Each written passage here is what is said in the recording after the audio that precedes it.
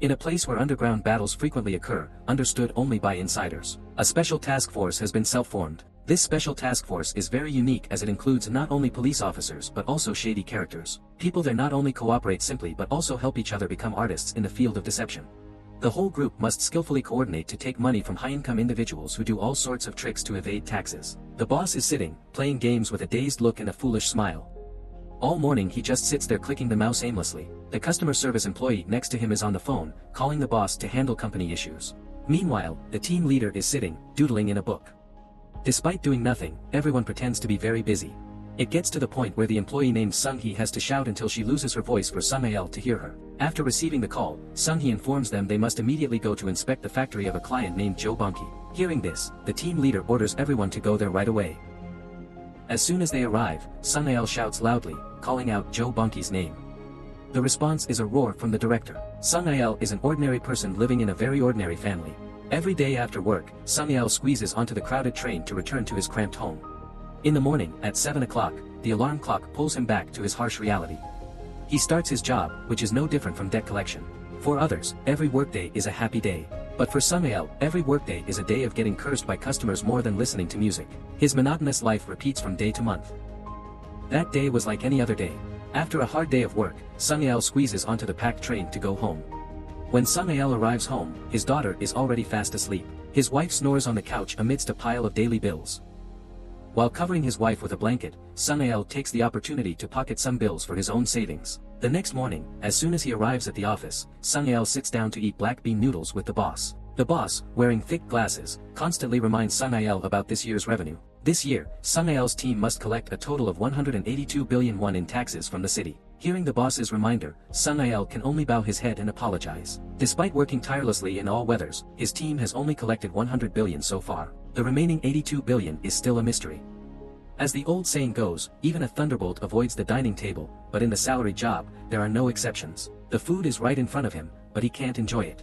After the boss's reminder, Sung-ael doesn't dare to continue eating. While the boss continues to eat heartily, Sung-ael has to get up and go back to handle his mountain of work. Back at his desk, Sung-ael asks who currently owes the most taxes.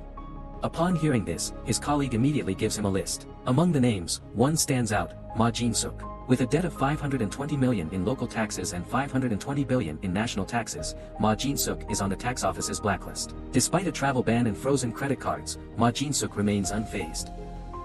According to asset declarations, Ma Jin-suk is in Gangdu province. But in reality, he is living in a luxurious apartment worth nearly 15 billion in the city. Hearing this, Sung-ael immediately gathers his team to find Ma Jin-suk. But an informant has already tipped off Ma Jin-suk. He quickly calls his beloved wife, informing her that tax officials are coming to inspect their home. Her task is to immediately hide all valuable items. Meanwhile, Sung-ael's team is being obstructed by Ma Jin-suk's people, preventing them from entering the house. The argument between the two sides makes the scene in the lobby extremely chaotic. Thanks to his agility, Sung-ael escapes the chaos and runs up to the house of tax evader Ma Jin-suk. After persistently ringing the doorbell until it almost breaks, Ma Jin-suk's wife finally opens the door for Sung-ael. After hearing Sung-ael recount all the taxes her husband owes, Ma Jin-suk's wife still pretends to be ignorant. But it makes sense, after all, it's Ma Jin-suk who is evading taxes, not her. At this moment, Sung-ael leads his colleagues to conduct a search of the house. Having worked in this industry for 8 years, Sung-ael quickly seizes many valuable items.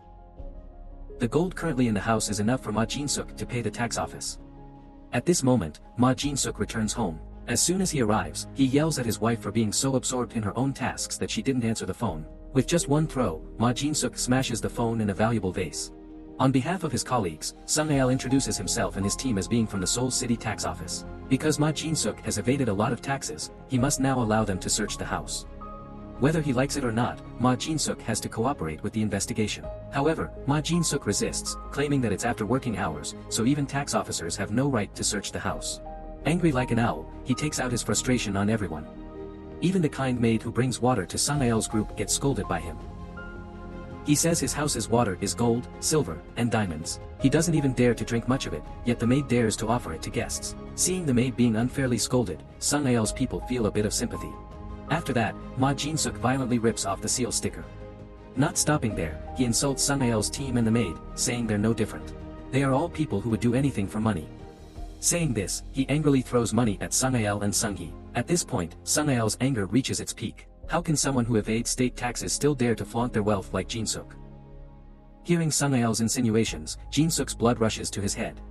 The 1,000-square-meter villa in his hometown is in his mother's name. This luxury apartment is also in his wife's name. Therefore, Sung-ail and his team have no right to seize his gold here. It's unimaginable whether Jin-suk's face is thicker than the pavement. Hearing this nonsense, Sung-ail immediately wants to punch Jin-suk. Finally, Sung-ail's heavy punch lands on Jin-suk's face when he dares to push Sung-hee. Seeing Jin-suk clutch his face and scream, Sung-ail feels a bit regretful. But words can be taken back, while a punch to someone's face can't be undone. Later that day, Sung-ail is taken to the leadership office. There, Sung-ail continuously bows to several high-ranking officials. Then, Sung-ail is brought to meet the city mayor, Chun Gab-soo. He asks Sung-ail, after working in the tax office for 8 years, why did he punch a client in the mouth? Sung-ail can only bow his head and apologize. Then, Gab-soo calls in the head of the tax office, On Tae-wook. Gab-soo puts on his suit and advises Sung-ail to do his job well. Then, Gab-soo instructs him to write a self-criticism report and submit it to the disciplinary office. Sung-ail returns to his workplace. He looks at a photo of 3 people together and drinks a glass of water to calm down. Sung-hee comes to ask about his situation, but Sung-ail remains too sad to respond. Sung-hee wants to share part of the responsibility with him. She and the team would feel guilty if the captain bears it all. Sung-ail remains silent and leaves. On the way home with his daughter, Sung-ail and she have a pleasant conversation. A car sped by, splashing water all over him and his daughter. The person who stepped out of the car was none other than Jin-suk. He started pulling out his wallet as if money could solve everything. Jin-suk arrogantly took out money to humiliate Sung-ail and his daughter. Sung-ail refused to take Jin-suk's dirty money. As he turned back to his car, Jin-suk taunted Sung-ail, asking if he couldn't afford a car to take his daughter to school. Saying that, he got in the car and left. That night, Sung-ail tossed and turned, unable to sleep. He wanted to ask his wife for money to buy a car. His wife, who was sleeping, asked if he wanted to fight. Hearing that, Sung-ail obediently lay back down. But the thought of buying a car kept popping into his head. Sung-ail got up and went online to see what car he could buy. But with the balance in his account, he couldn't even afford a tire, let alone a car. The next morning, someone called Sung-ail saying they wanted to sell him a car. Everything sounded okay and the price was just within his balance. Sung-ail was still hesitant, so he asked his colleagues for advice. Everyone told him he should go see it in person. He just needed to be careful and thorough. Sung-ail went to the parking lot to inspect the car from the shady dealer. Then Sung-ail went to the bank to transfer money to the scammer without hesitation. In the end, Sung-ail was deceived by the scammer's sweet words. After this incident, Sung-ail would be more cautious. The scammer kept withdrawing the money and pocketing it. He didn't forget to mock Sung-ail for being so gullible. Sung-ail stood helplessly in the parking lot. In the world of con artists, everyone knew Jung-du, a professional swindler. He had just been released from prison. In 1997, people always prioritized money. Wearing a Hermes bag and driving an S-Class Mercedes could make you a boss in Gangnam. In such a world, Jung-du appeared. At age 10, he had guts, at age 20, he had looks, and at age 30, he survived through scamming. For Jung-du, scamming was simple because people always let themselves be scammed. Even right after getting out of prison, Jung-du managed to scam a shiny black car. Driving the car, he resumed his work. With some basic information in his silver tongue, he lured countless victims to give him money. Entering a cafe, with 2 phones in hand and a few basic tricks, Jung-du's bank balance kept rising with no sign of stopping. Meanwhile, Sung-ail was suffering from being scammed by that brat. He intended to throw away the 2 small bills but, thinking of the money, picked them back up. Feeling dejected, Sung-ail stood at the edge of the parking lot, his head hung low. Jung-du came over and asked if the uncle had a lighter for a smoke. Sung-ail shook his head and walked away. Feeling down, Sung-ail went drinking with his police friend Seo Jae-sung. Seo Jae-sung wanted to team up with Sung-ail to catch the scammer. Naturally, Sung-ail gladly agreed. Jung-du went to visit his father, but his father said nothing to him. Jung-du talked to himself until his father went into the prison. His father's sad expression made even a scammer like Jung-du feel sad too. Jae-sung arranged a meeting to talk with Jung-du. He is a police officer and tells Jung-du that he is out catching bad guys. If we keep forgiving criminals for their excuses, the world will still be full of terrible people. Mr. Jae-sung says that, and Jung-du understands. If you deceive others one more time, Jae-sung will definitely put you back in jail. Jae-sung wants to see Jung-du get married, not see him in prison again. At Team 3, Sung-ail's mood still hasn't improved much. He keeps sighing because he lost a large sum of money.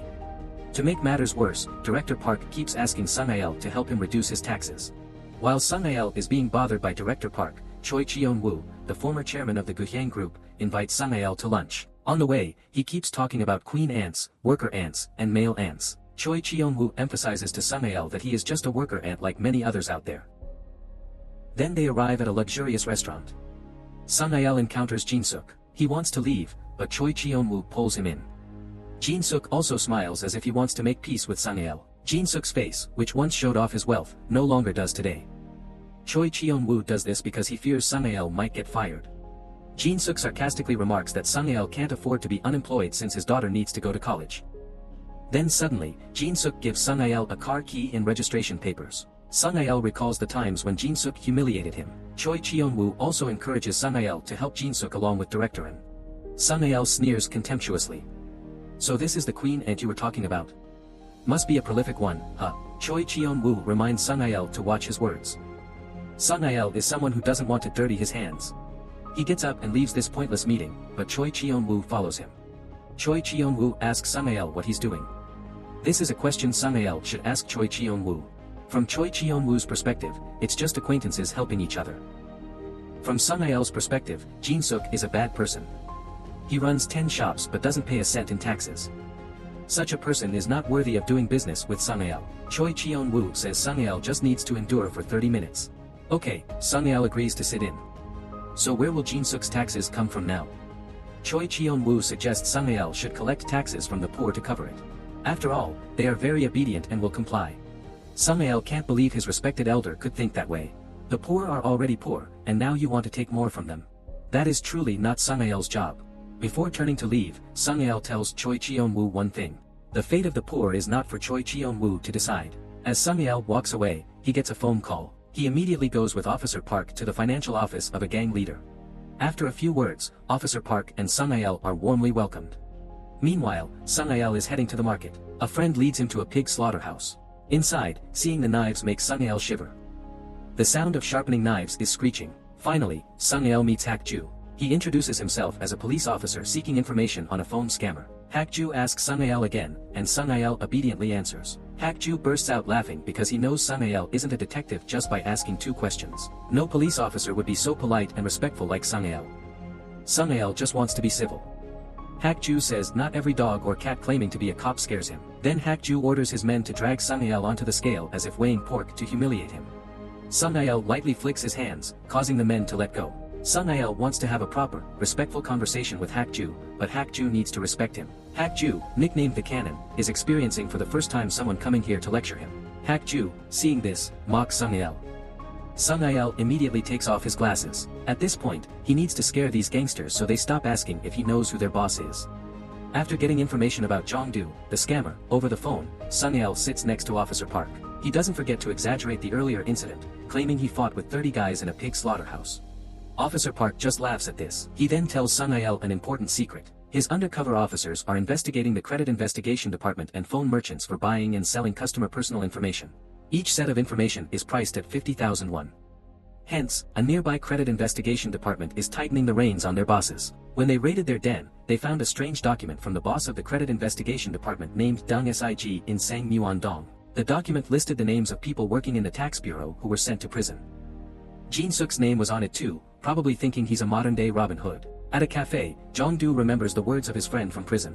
He has to beat up Choi Cheon-woo because Choi Cheon-woo has a foul mouth.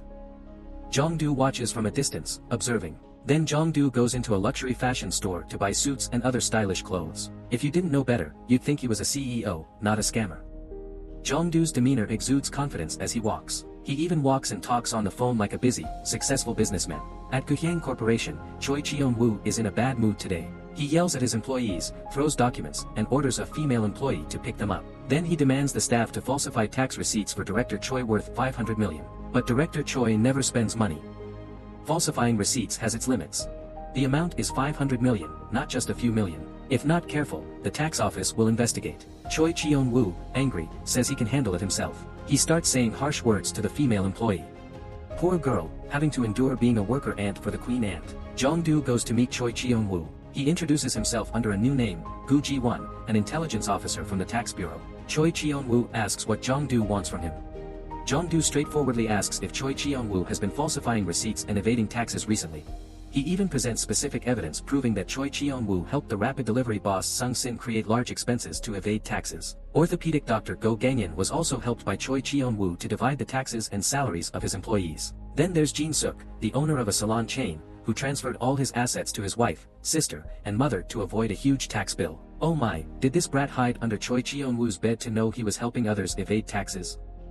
At the same time, Choi Cheon-woo receives a message from an acquaintance saying someone named Woo Ji-won works at the tax bureau. It feels like the sky is falling. Choi Cheon-woo begins to lower his voice and start pleading. Choi Cheon-woo starts lamenting, and Jung-du plays along. He says he's just a thirsty cat needing some water from a senior. Choi Cheon-woo, understanding the hint, praises the spirit of his brother and is moved. He agrees to transfer money to Jung-du's bank account. Jung-du only needs to count the money to get by. Officer Park, while walking, calls Sung-ael and says he has information on the scammer. Officer Park gives Sung-ael Jung-du's address. Upon hearing this, Sung-ael heads there immediately. At the same time, Jung-du is coming down to the lobby. The two bump into each other as if by fate. Sung-ael remembers he had run into him before. Recognizing him as the scammer, he starts chasing him. Admittedly, Jung-du is a professional and runs fast. Sung-ael, being a bit chubby, finds it hard to keep up. Jung-du runs to the parking lot and escapes by car. At the same time, Officer Park arrives, and both chase after him. The scammer's driving skills are impressive. He swerves and maneuvers without any problems. Even seasoned Officer Park feels dizzy. Taking advantage of a distraction, Jung-du switches cars, but Sung-ael doesn't miss it. "I've tolerated you long enough." After a dizzying car chase, Jung-du is cornered by police cars and Deok Bae's car. With no way out, he tries to make a desperate move but ends up facing jail time instead of a big win. Officer Park interrogates Jung-du about why he's scamming the people on this list. Jung-du even confuses Sung-ael with people from Unit 1 and Unit 3. He says those on the list are bad people. Those who are hurt want to hurt others. So, is Jung-du a good person? Of course not. Jung-du's face shows a pitiful look. He had just been released for a week. If he gets caught and sent back to prison now, he might be in there for a long time. It's a shame for such a handsome guy to go to prison. Jung-du wants to make a deal. He will recover 6 billion won in taxes from Jin-suk for Sung-ael, as long as he doesn't get sent to prison. The next morning, team leader Sung-ael from Team 1 calls director On Tae-wook to gossip and starts spreading rumors about Sung-ael. Sung-ael arrives at work and hears his colleagues say he's been overindulging. But Sung-ael thinks, do I eat that insensitively? But it's not like that. Someone spread rumors that he pocketed a huge amount of money for himself. Suddenly, the employees start saying Sung-ael only cares about money and nothing else. Everyone in the office turns to criticize Sung-ael. Only Sung-hee still believes her kind uncle would never do such a thing. Someone even called the office to accuse Sung-ael of taking money. And the person who answered was Baek Sung-ael from Team 1, a name Jung-du didn't have time to scam before being caught. Hearing this, Sung-ael just finds it amusing. Later, Director On calls Sung-ael over. He doesn't even need to know who the accuser is or if the information is accurate. He hastily concludes Sung-ael is guilty. He even sets up a disciplinary committee to suspend him. Even if Sung-ael says 10 times that he didn't accept any bribes, Director On still doesn't believe him. Director On calls Jin-suk over and forces Sung-ael to apologize to Jin-suk on the spot. If he complies, the bribery accusations will be dropped. So that's how it is. They're all helping each other because they know each other. Sung-ael's senior Jimin was also expelled in this manner. The fate of a worker ant is never good. Turns out, Sung-ael has always been working under such a rotten and corrupt system. Sung-ael goes to the house of a citizen whom the tax office demands money from. He sees the elderly and children living in extreme poverty still having to pay all kinds of taxes to the rich. The strong remain strong, and the weak remain weak. Thanks to today, Sung-ael decides to change his life. Sung-ael goes to Jung-du and shakes hands with him, determined to swindle Jin-suk out of the 6 billion won he evaded in taxes. Jung-du is released with the agreement to join Sung-ael in retrieving the money from the villainous Jin-suk. Deep down, Sung-ael still believes that the 6 billion is tax money, not scam money. Taxes are for the public. Every citizen has a responsibility to pay taxes. Jung-du seems enlightened and nods in agreement. The next morning, when Sung-ael goes to work, he hears that a TV station wants to film him. The TV station is actually Jung-du.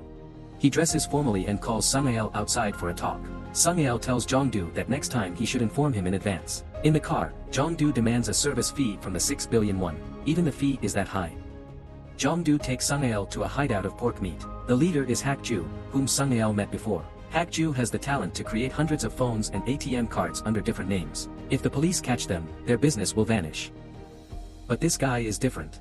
He's quite creative and has a very high emotional intelligence. His EQ is good, but his IQ is low. In other words, Hak-ju is a bit stupid. When they arrive at Hak-ju's place, which they visited before, the two know each other well. Next, Jung-du takes Sung-ael to meet Ja-won, who created 100 reliable scam websites. His face and build make him look more like a debt collector or butcher, rather than someone with computer expertise. Indeed, the saying judge a book by its cover doesn't apply here. This guy has high technical skills. He also has the nickname Keyboard. Next, the two go to meet a girl named Mi-ju, nicknamed Snake Flower. Mi-ju is an excellent golfer. Women always have an advantage over men because heroes can't resist beauties. The first time Sung-il met Mi-ju, he found her quite rude. Jung-du explains that Mi-ju is just emotionally hurt, but she's actually a good person. The last person is Madame No Bangshil. She is very knowledgeable about tea.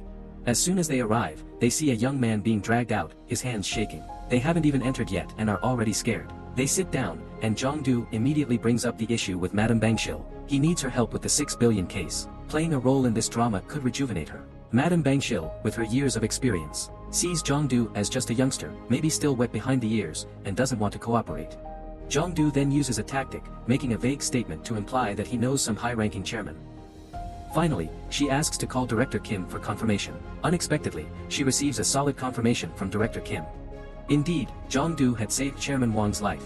After meeting with all the potential helpers, Sung-il returns to the tax office. Sung-hee sees him and says she wants to work with him for a long time. Sung-hee wants to finish the Jin-suk case, so Sung-il won't be in trouble and can continue working there. Sung-il sadly tells Sung-hee that giving up to protect an incompetent team leader like him isn't worth it.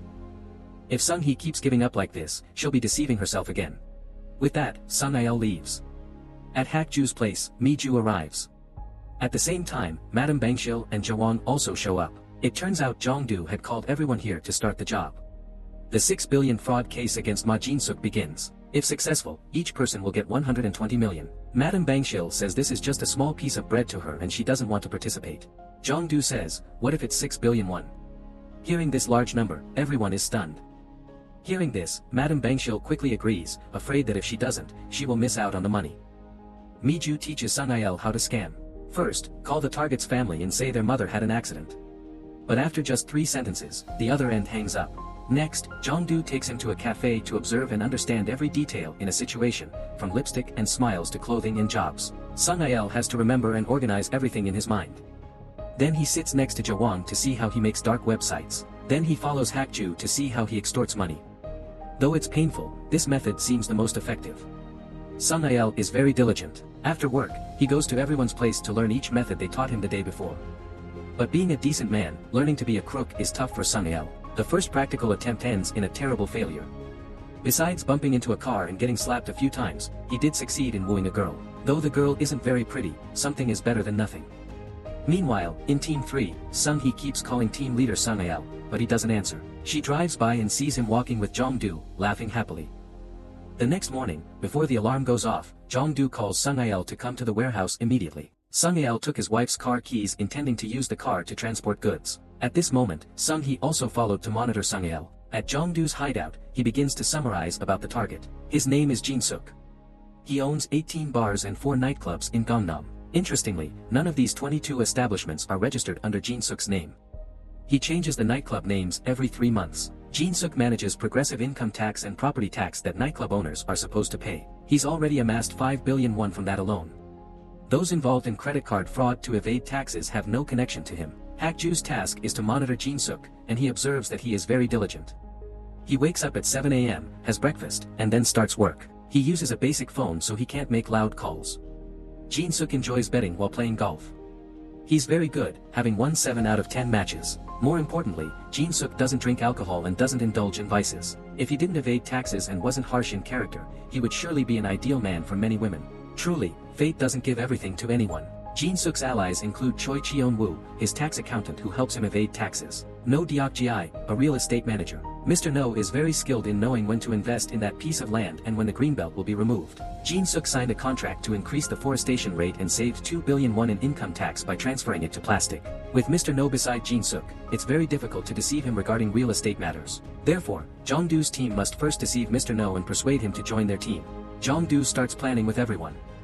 Sung-il is being monitored by Sung-hee without his knowledge. Even when Sung-hee enters Jung-du's hideout, Sung-il remains unaware. Sung-hee calls Sung-il. She praises him for being vigilant. Sung-hee also becomes acquainted with Mi-ju. She reminds Sung-il that his uncle is being deceived. All these faces are deceivers. Sung-il pulls Sung-hee aside to explain clearly to her. Everyone is tense because a stranger entered the hideout. Sung-hee keeps warning the team leader that Jung-du is a skilled scammer, urging him not to get too close. Sung-il already knows that. They're just helping him. Sung-il knows it's difficult for Sung-hee to believe this because he himself is taking a gamble here. Sung-hee reminds Sung-il of his family responsibilities, an elderly mother, young children, and a struggling wife. Having said that, she leaves. Sitting in the car, Sung-hee recalls how Jung-du had deceived her before. He said he would never date her if he knew she was poor. Jung-du had deceived Sung-hee, causing her pain and sadness for a long time. Upon returning home, Jung-du opens a suitcase containing memories of him and Sung-hee, then puts everything away. The next morning, Sung-il doesn't see Sung-hee at work. He calls Jung-du and tells him to take action today. Mi-ju transforms herself into a polite and attentive secretary on this side. Jo-won is also monitoring his bank account and continuously withdrawing money from his card. Seeing his balance continuously deducted, Mr. No panics. Now it's time for Hak-ju to act. He calls Mr. No, pretending to be a bank employee. Hak-ju advises Mr. No to go out and withdraw all his money to take home. This is a way for him to minimize immediate losses. Hak-ju says he will send a bank employee to meet Mr. No. As long as Mr. No follows what the employee says, everything will be fine. Immediately, Jung-du takes on the role of a bank employee and meets Mr. No. He asks Mr. No if there's money left in any other bank. Of course, there is. Jung-du tells him to withdraw it immediately or he might lose all that money. Mr. No trusts Jung-du as a bank employee and doesn't hesitate to follow his instructions. At this moment, Sung-il drives up. It's his first time doing this, so he's a bit nervous. On the other side, Sung-hee is worried that something bad might happen to Sung-il, so she calls the police to report this scam. Mr. No withdraws the remaining money from another bank. Jung-du immediately hands him a paper to sign. At the same time, Sung-il enters and introduces himself as a police officer, having received a call reporting Mr. No being scammed over the phone. Mr. No says he didn't call the police. Sung-il persists truthfully, saying someone reported that Mr. No was being scammed. Jung-du stands helplessly behind this big man. The plan is to take Mr. No back to the police station for questioning. However, Sung-il still can't get through and just stands there in a stalemate with Mr. No. Sung-il blurts out that Jung-du is actually a financial monitoring service employee. This statement makes Mr. No suspicious. How did you know that upon first meeting? If they keep standing here talking, Sung-il fears the plan will be ruined. Jung-du finally speaks up, urging Mr. No to follow Sung-il. As they reach the door, Sung-hee arrives and explains everything. She reveals that everyone here is a scammer and wants Sung-il to come with her. Moreover, Sung-hee has already called the police. They arrive and arrest Sung-il and Jung-du, taking them to the station. Mr. No and Sung-hee are also escorted along with them. It's Sung-il's first time being arrested, and he looks remorseful. The sky suddenly darkens. Meanwhile, outside, Sung-hee waits anxiously for news about Sung-il. She realizes she never even gave her name to the police. How did they know her name? Then she goes inside to look for Sung-il but finds he's no longer there. It turns out it was all just a staged act orchestrated by Jung-du. Sung-il and Jung-du are taken away in Mrs. Bangshil's car. Meanwhile, the police arrive at Mr. No's house. Hak-ju cleverly opens the door and politely dismisses the two police officers. Thus, the first successful operation is completed. The scene shifts to Jung-du and Sung-il meeting Mr. No, attempting to persuade him to join their team. If he sues them, they have no evidence against him. Sung-hee enters the hideout and calls Sung-il out.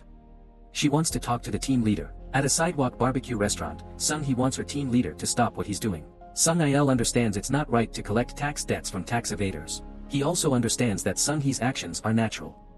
A civil servant wouldn't engage in fraud. In fact, Sung-hee doesn't want to discuss roles or laws here. She just worries about her team leader getting hurt. Is risking one's career for Jin-suk worth it?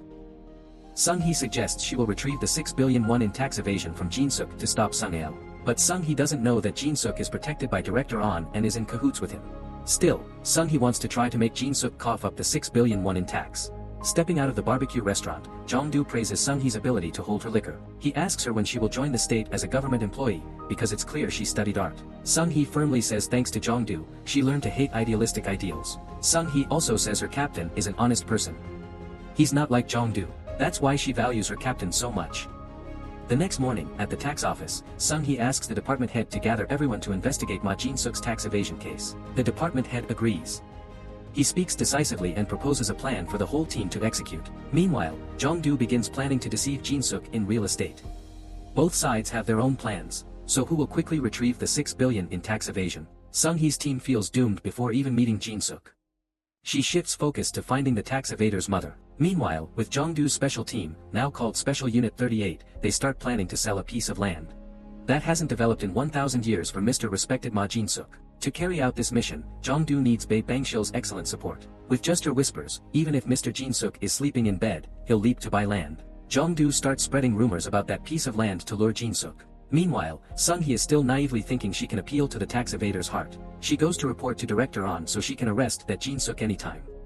Clearly, Sung-il mentioned yesterday that Director An and that tax evader are in cahoots, yet Sung-hee punches herself. In the end, she still can't make a move. At the vacant lot, Bae Bangshil and Jung-du come here to assess the situation. Bae Bangshil also tells Jung-du that former police officer Jae-sung came looking for her. He asked a lot about this case. Maybe she should withdraw from this case. Just as she arrives home, Jung-du meets police uncle Jae-sung. Jae-sung admires the house and compliments Jung-du's house. He heard that Sung-il managed to hook a fat target for land transactions. He pats Jung-du on the head and reminds him to stay alert, which annoys Jung-du. Jae-sung also reminds Jung-du about his father, a former cop caught taking bribes, while Jung-du himself just got out of jail for scamming others. After that, Jae-sung slaps Jung-du and says, "Even if you scam anyone, do it quietly. Don't let me have to lock you up again. I'll be watching you until you're 60. Once I've said what needs to be said, I'll leave." Jung-du calls his brothers to inform them that Bae Bangshil has withdrawn from the case, so they need to switch to Plan B. The next morning, Mi-ju goes to where Ma Jin-suk works. Jawon also arrives there to give Mi-ju remote control. This pen is used to control the golf ball. Press once to win over the set point, press twice to win below the set point, press 3 times to win a stick right away. Mi-ju tries it and finds it really effective. This sport is really not for Sung-il. He complains that the ball is too small, so he can't hit it at all. Mi-ju presses the control for Sung-il to hit the ball right away. Jin-suk sees this and doesn't hesitate to mock Sung-il's shots, making him look like a fool. This is exactly what Jung-du wanted. This Jin-suk guy will now look down on Sung-il. This is no mistake. This tax dodger has started boasting, while his wealth comes from tax evasion. Driven by emotion, Sung-il approaches Jin-suk and challenges him. Sung-il boldly declares he'll buy a car with the money he wins from Jin-suk. And so the bet begins. 1 million for each hole. With Mi-ju's assistance, Sung-il watches Jin-suk play golf like a clown. He loses consecutively and becomes somewhat annoyed, walking away. Suddenly, he notices Mi-ju sneaking around. He startles Mi-ju by approaching her quickly and hurriedly stuffing the remote control into a Coke cup. Seeing Mi-ju has nothing, he heads into the restroom to wash his hands. Sung-il and Mi-ju take a moment to catch their breath and calm down. Sung-il follows that Jin-suk guy into the restroom. He even politely invites Jin-suk to a meal as a way to give him back some of his money. Sung-il suggests they have a pleasant dinner together because now they're friends. Hearing Sung-il say that, Jin-suk is certain that he's a fool. And the one who lost 6 million won't look like a fool. At dinner, as is his habit, Jin-suk doesn't touch his chopsticks, leaving Sung-il to eat alone. Even if Sung-il breaks chopsticks and bowls, Jin-suk doesn't touch a bite. While eating, Sung-il gets a phone call. He goes outside to answer and talks about land. It's about real estate, Jin-suk's expertise, so he listens intently. Jung-du reminds Sung-il to hang up and stop talking endlessly now. Entering the restaurant, the tax evader greets Sung-il warmly. He takes the initiative to pour wine and asks Sung-il for useful information like land. Sung-il hesitates, showing no intention to tell Jin-suk anything. But he persists, demanding Sung-il to spill the beans. "Alright, since you insist, I'll tell you." "You're pushing me, buddy." Sung-il begins to play the role of baiting Jin-suk with land information. He emphasizes that land there increases 5-fold if invested. Jin-suk laughs as if he's the father of a newborn and says it's never that valuable. Then he steps out to call Mr. No, his trustworthy real estate advisor. Mr. No also receives a call from Jin-suk on this end. Mr. No also says a few words to encourage Jin-suk to lower his offer price right away. After hearing such confidential information, Jin-suk returns to the table wanting to invest immediately. The next morning at Sung-il's workplace, Jin-suk also sneaks here to find him to meet the market of the golden real estate area. Jin-suk wants to change the appointment schedule now. He is also very cautious because he is afraid that if he deceives, changing the schedule will immediately ruin the plan. But if it's authentic, changing the schedule is not a problem. Sitting in Ma Jin-suk's car, Sung-il cleverly calls Jung-du to inform him that he and Jin-suk are heading to the real estate location. So hurry up and get there. Jung-du hears the news and quickly calls Jawon, but in his haste, he gets into a car accident. It's true that one misfortune begets another. Even in deception, earning money requires blood and tears. While unconscious, Jung-du remembers the first time he met Sung-hee. Perhaps he liked her from the very first meeting. Regaining consciousness, Jung-du steps out of the car in a frenzy to grab the spare key and continue the plan. Meanwhile, Sung-il is feeling the heat. He pretends to be sad and heads to the restroom to buy time for his accomplices to execute the plan. Sung-il also calls his police friend Park for assistance.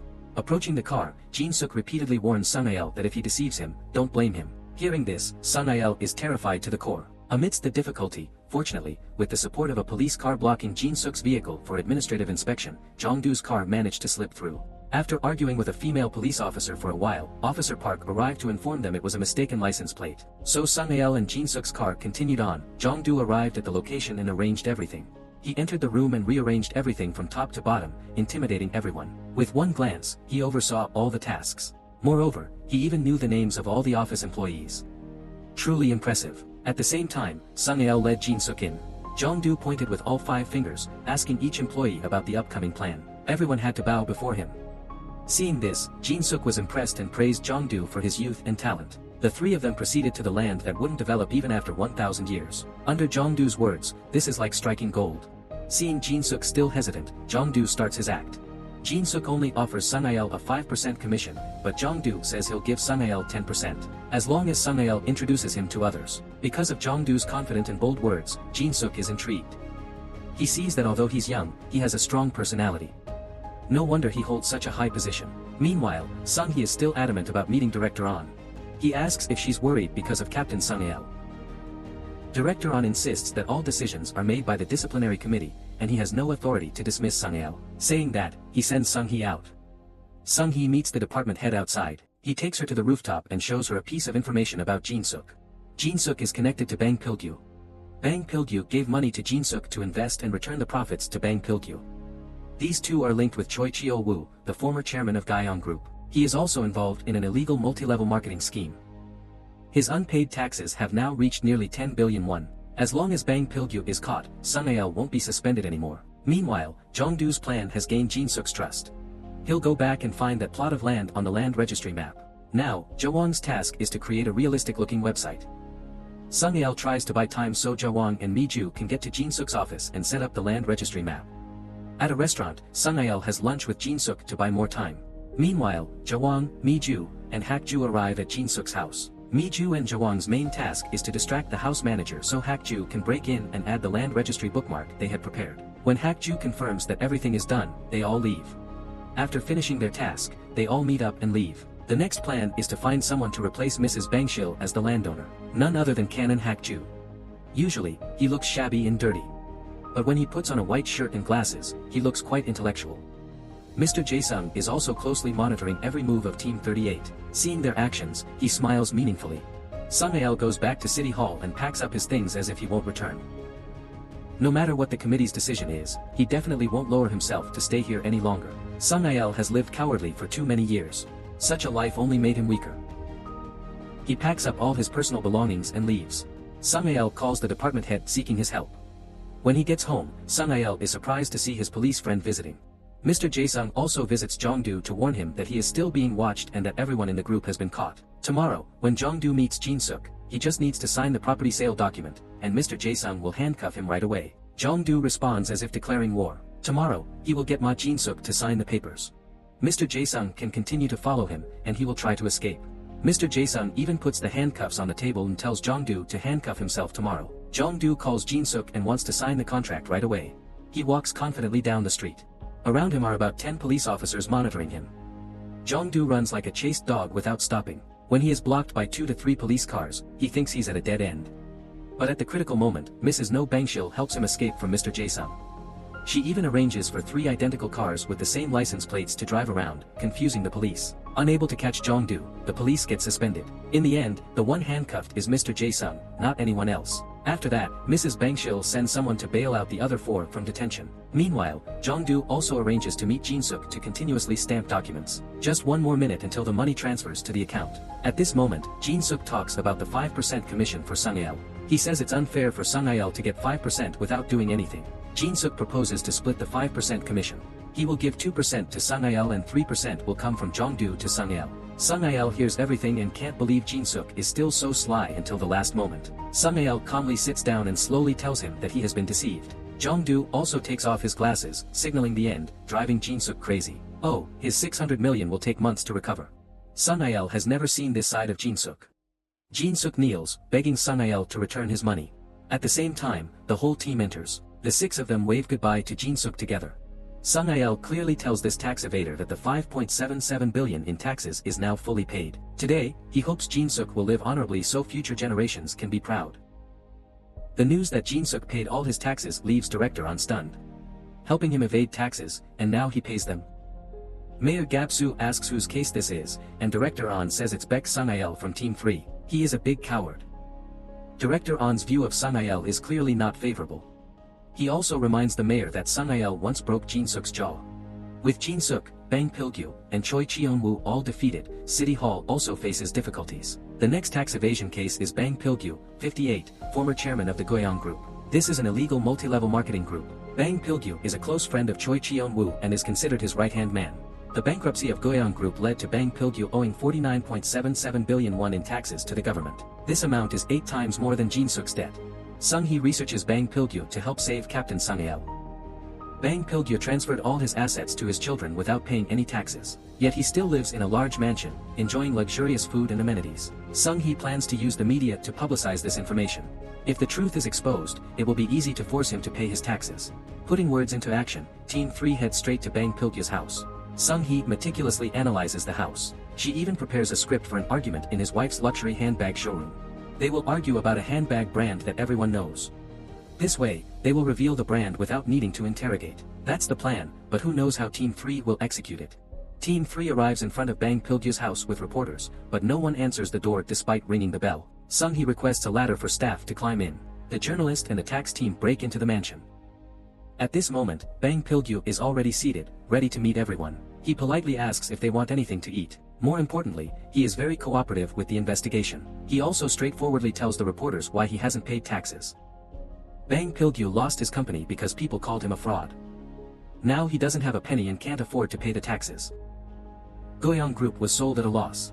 Bang Pil-gu's business model was based on sharing trading experience. It was a legal business model and his company never broke any laws. Because he refused to bribe officials with even a penny from his over 2 million annual revenue. The government labeled Goyong as an illegal pyramid scheme and destroyed the company. After saying this, he bowed and told the tax team they could begin. The tax team started searching the house but didn't find anything valuable. It was quite different from what Sung-hee imagined. This trip seemed fruitless and now they were in trouble. The door on the second floor, initially suspected by Sung-hee to have a safe, when opened, indeed contained a safe. Sung-hee smugly asked Bang Pil-gu to open it. Who knows, there might be hundreds of millions of won inside. Bang Pil-gu turned and asked for Sung-hee's name and said he would remember it. When the safe was opened, it was empty. It only contained a photo of his deceased father. The tax team left empty-handed. Bang Pil-gu called Sung-hee back and asked if she came to collect taxes or put on a show. Sung-hee replied that she came here to do her job. Back at the tax office, Sung-hee received news that Jin-suk had paid his taxes in full. She wanted to find Sung-il but encountered Jung-du. Sung-hee angrily scolded him. Sung-hee wanted Jin-suk to legitimately pay his taxes so her team would get rewarded and the team leader wouldn't be fired. Now that Jung-du tricked him into paying taxes, the team leader will get fired. You and I are nothing alike, she said. At Sung-il's house during dinner, Jung-du also arrived. He introduced himself as Sung-il's subordinate. During dinner, Sung-il's daughter didn't like Jung-du much. She thought Jung-du was a con artist. So she told him to just eat and stop trying to be friendly and asking her questions. After dinner, Jung-du and Sung-il went out for a few drinks to talk. Jung-du asked who the memorial at Sung-il's house was for today. Sung-il honestly told him it was for his brother-in-law, also a colleague of Sung-il, named Jimin. Senior Jimin was falsely accused of accepting bribes and went through a tough time. So something unfortunate happened. That day, if Sung-il had believed Jimin even once, he wouldn't have passed away so early. That year, it was because Senior Jimin fought against Guhyang Corporation that things turned out that way. Guhyang had the highest debt in Seoul, so Jimin wanted to bring down the company. In the end, he evaded taxes, and the senior had a tragic fate. Back to the team leader's issue. Jung-du wants to return 6 billion to Jin-suk so he doesn't accuse the team leader anymore. Sung-hee dismissed it, saying that Jung-du did assault Jin-suk but didn't take bribes. Sung-hee tried to get suspended without being fired. Meanwhile, Bang Pil-gu found out Jin-suk paid his taxes and ordered his men to beat him up. Jin-suk, already swindled out of 6 billion, was now in pain from the beating. Karma comes around. It's just a matter of when. Sung-il couldn't sleep tonight. He went to his hideout and comrades. Jung-du had posted pictures of top tax evaders there. So the mission of Task Force 38 to recover tax money gained new targets and ideals. This will benefit the country. And the poor won't have to bear the tax burden evaded by the rich. Task Force 38 began a new journey. They did everything to make the 300 tax-evading clients of Team 3 pay up. Even Sung-hee was busy answering calls from clients wanting to pay taxes. The 6 members of Task Force 38, doing righteous work, walked down the street with a sense of pride. Sung-il and his comrades went to eat barbecue. He wasn't sure if what he was doing was right. He only hopes that he and everyone else won't get caught if he continues his tax collection work. If Jung-du isn't caught, they will surely meet again many times. This morning, Team 3's leader went to work and met Chief On. He's as enthusiastic as my superior. An Tae-wook reminded Sung Il to wear a suit to the disciplinary committee tomorrow. Sung Il agreed, wanting An to disappear for the country, looking back at everyone sad. He asked about his team investigating Bang Pil-gu, so Sung-hee is now reprimanded. Sung-il wanted to enter Chun Gab-su's market room to free her. Only Sung-il knows that Pil-gu isn't easy to deal with. He questioned Kang No-sung about why he let his team do that. Kang fears Sung-il might be like Jimin of the past. He fears he'll act without thinking. Back then, because he didn't trust Jimin, Kang still regrets it. Here, Gab-su told Sung-hee she just needs to apologize to Pil-gu, and Sung-il's matters won't be pursued. Of course, foolish Sung-hee agreed. Everything she does is just to keep honest Captain Sung-il from being fired. In the car, Sung-hee wants the captain to continue strong work at the tax office. He must demand others pay taxes to the government with honesty, instead of joining Jung-du's gang of fraudsters to deceive others for gain. Sung-il promised he won't participate in Jung-du's gang again. At the cafe, Chief An looked for the person who called to accuse Sung-il of taking bribes. That person was none other than Jung-du. On that day, just because Sung-il teamed up with police officer Park Jung-du, so he made a random phone call to accuse Sung-il of misconduct. Today, Jung-du also told Chief An that he was just joking that day, not serious. Chief An couldn't believe he was deceived by a young guy. After settling with Chief An, Jung-du went to visit the respected police uncle, Sa Jae-sung. Jung-du repeated the words that Mr. Sa had said to his father in the past. Jung-du was the one who orchestrated No Deok-ji to call Mr. Sa to accuse him of fraud. Jung-du did this just to plan to put Mr. Sa in the place where his father and son once sat. At the tax office, a longtime tax evader came with a bag of money to pay, but he only wanted to see Sung-hee. Moreover, he had alcohol on him. When Chief Kang held the bag, someone standing far away was secretly taking pictures of him. It's not known who was behind this, but Sung-hee and her colleagues had to chase after and catch the person. Those who weren't caught, the tax office staff were lying on sick leave. When the captain arrived and saw the person in pain here, he remembered that his predecessor had also been falsely accused like this. Sung-il was sure Bang Pil-gu was behind this. Just then, Sung-il received a call from his police friend Park. When Jin-suk turned himself in, he hit the tax team member. Sung-il called Jin-suk out and told the whole truth. Jin-suk only knew how to blame Sung-il. Because Sung-il and Jung-du deceived him, now he has to follow Bang Pil-gu's arrangements. Sung-il's people caused trouble with Bang Pil-gu, so he staged a scene that led to the tax team member being fired. Bang Pil-gu promised Jin-suk that if he helped Bang Pil-gu, he would release him after a year. Sung-il could only sigh in despair. Is the money really that scary? Mr. Kang also thought about what happened. He will resign to avoid causing any more trouble. Mr. Kang told Sung-il to stay strong until the end and accept his severance pay. After saying that, Mr. Kang returned to the tax office, placed his employee badge on the table, and packed up all his personal belongings. Sung-il asked police officer Park who knew about the news. The police want to end the case because someone has confessed to all the charges. Upon hearing this, Sung-il went to meet Jung-du to tell him the story. Sung-il needs to crush all the bad guys right now. He asks Jung-du to do one more thing. Jung-du says if he joins this case, Sung-il will pay him 10%. Sung-il promises to provide everything Jung-du needs and wants. Jung-du calls his teammates to meet again and start planning for the new mission. 10% of 50 billion is quite substantial. So Team 38 cannot refuse. Meanwhile, Bang Pil-gu is talking to Gab-su in a restaurant. Bang Pil-gu repeatedly reminds Gab-su that 6 years ago he came back to bite him. And Jin-suk works for him but uses his money to pay taxes. So those people are equally deserving of being thrown away like garlic peels. Gab-su retorts to Bang Pil-gu that he is behaving extremely unreasonably and makes shocking remarks. He should know his place. Because he's not Chairman Choi. At Jung-du's hideout, the team gathers to learn more about Bang Pil-gu. They have no information except for a photograph. Bang Pil-gu has a son and a daughter. His son stays at home and gambles. His daughter goes out a few times a week to stroll around the market and returns home. His son's company is involved in illegal multi-level marketing. The network is like pulling people in below and making them sign their own debt agreements. Then they force them to buy products to sell or find replacements to be forgiven. So their work is like living off the sweat and labor of others. This Bang Pil-gu is truly ruthless and devoid of humanity. Mi-ju starts at Bang Pil-gu's multi-level marketing company and signs a contract. She wants her team to find her first because she can sell a lot. The plan begins. From 30 boxes one day, 50 boxes the next, to 100 boxes, making her team go all out. All the products the company sells are functional foods that no one buys and no one takes. The sales manager sees Mi-ju's revenue is quite substantial and calls Bang Ho-suk, Bang Pil-gu's son. Even he can't believe Mi-ju can sell so much. Mi-ju has only been with the company for a month and is already close to achieving the company's gold level. Ho-suk comes to see for himself and indeed sees Mi-ju loading hundreds of boxes onto the truck. Team 38 takes all the boxes to give to the elderly. Seeing the elderly happily applying face masks, Jung-du and Sung-hae also burst into laughter. Sung-hee also went to see Chief Kong. She keeps apologizing to him. Chief Kong just smiles and says their teammate was injured and someone has to take the blame. Their price is much higher than his. So Sung-hee shouldn't feel guilty anymore. In the detention center, Jung-du also meets his father. He tells his father that he got Sa Jae-sung arrested. His father, who hasn't spoken for a long time, also has to exclaim about this. Back at the tax office. Since the captain was suspended, the chief is angry with the injured team.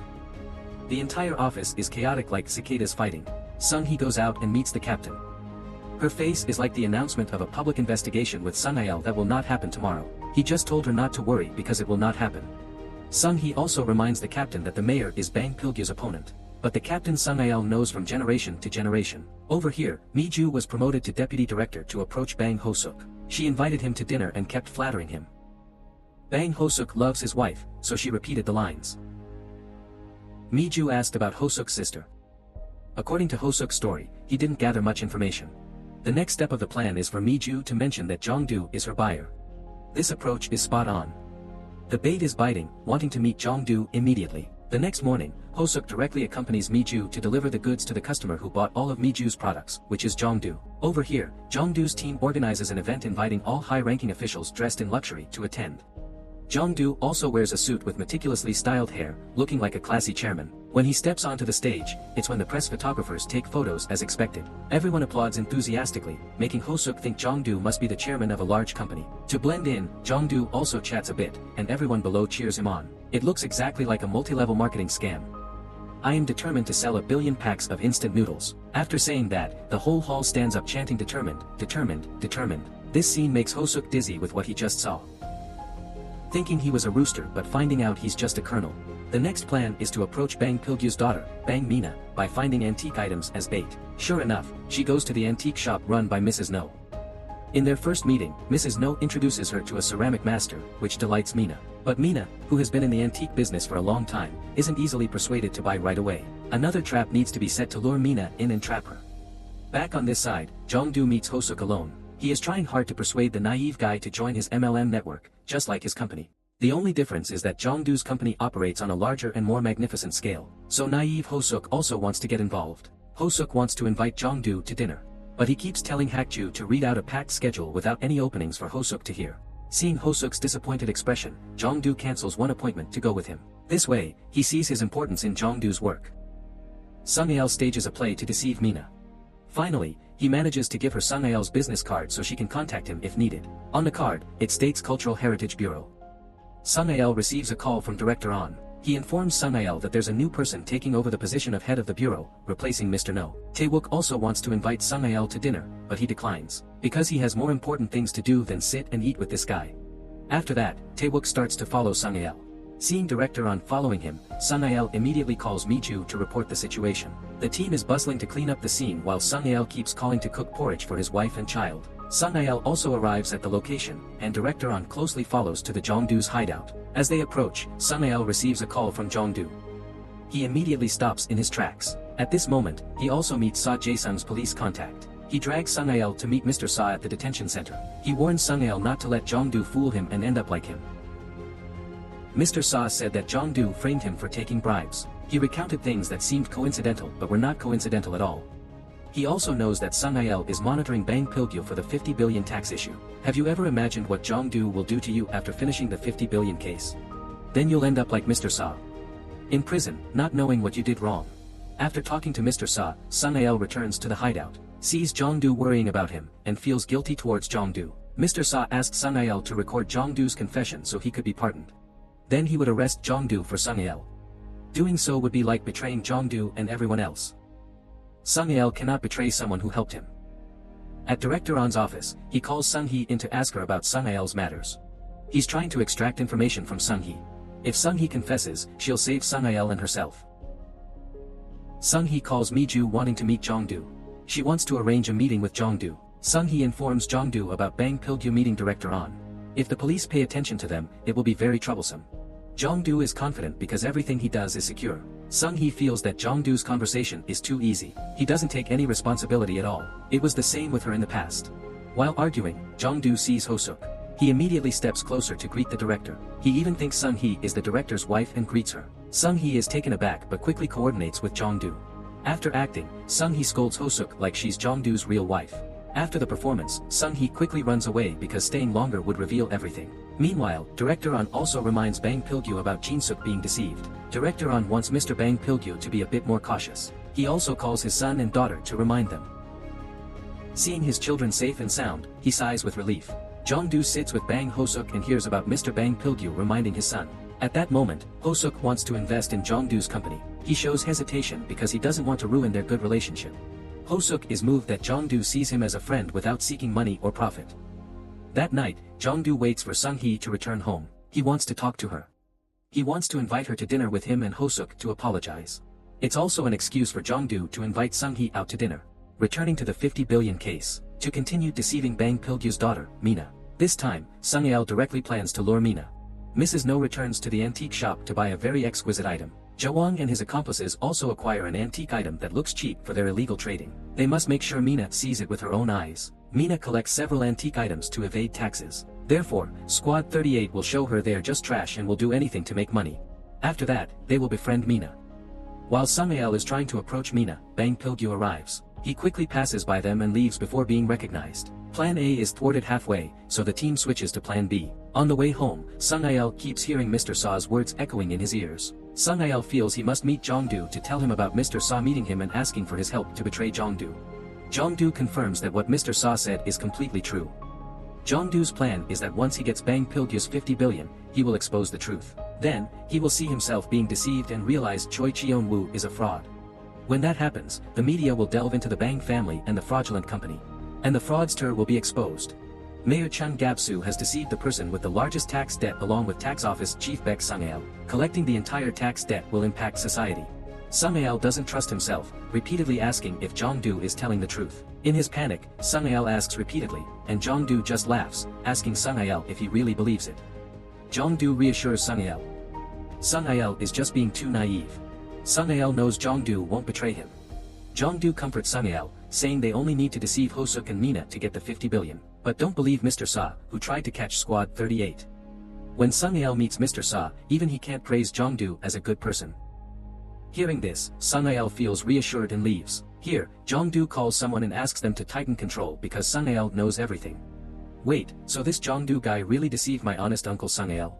The next morning, when Sung-il leaves the tax office, Director An follows him.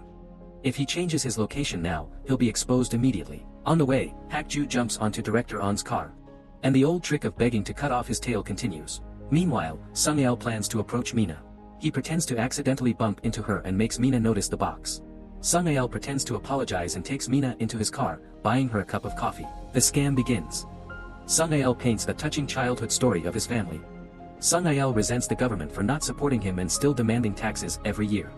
The only way to evade taxes is through antiques, allowing him to make enough money to support himself and his family. When Mina asks Sung-il where he got these antiques from, he pretends not to want to say. It's only when she threatens to call the police that he finally tells her. Sung-il opens the wooden box and shows her a very rare ancient ceramic vase. Mina, who has been collecting antiques for a long time, praises its beauty. Hearing this, Sung-il generously considers it a gesture of friendship and is willing to help Mina whenever she needs it.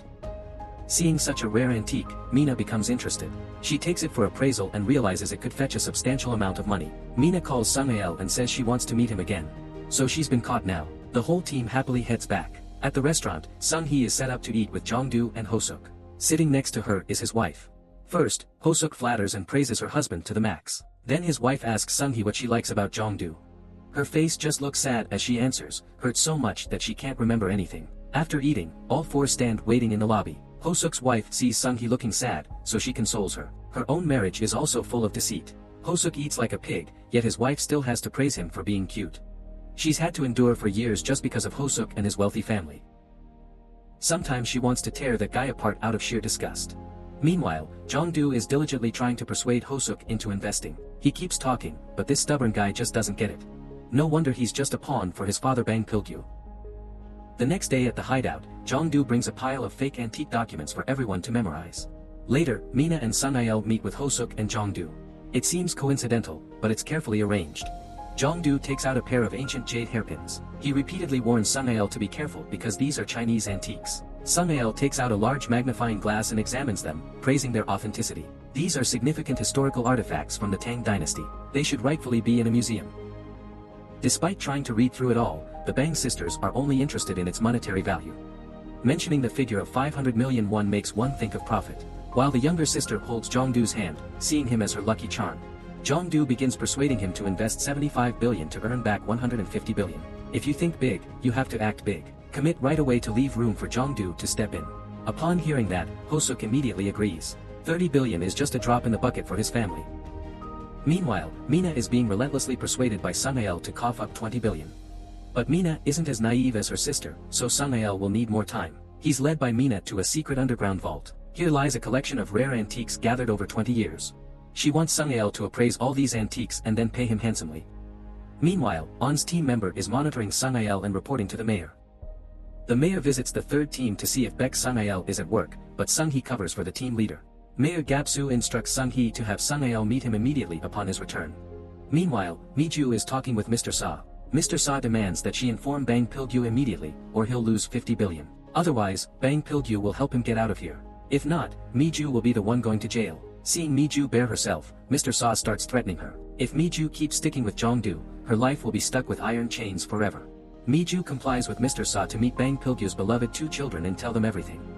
The two children call their father, who then gives Mr. Sa a beating. Painful beating for sure, but stupidity remains. Bang Pil-gu wants to call On, as he has a friend who's a prosecutor.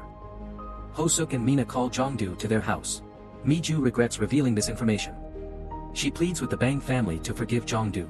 Meanwhile, Sung-ail is also called in. The three Bang family members are waiting for Sung-ail and Jung-du here. Before they can enter, both Sung-ail and Jung-du are captured by the Bang family members. Seeing Mi-ju, Jung-du understands everything. Handsome and yet heading to jail.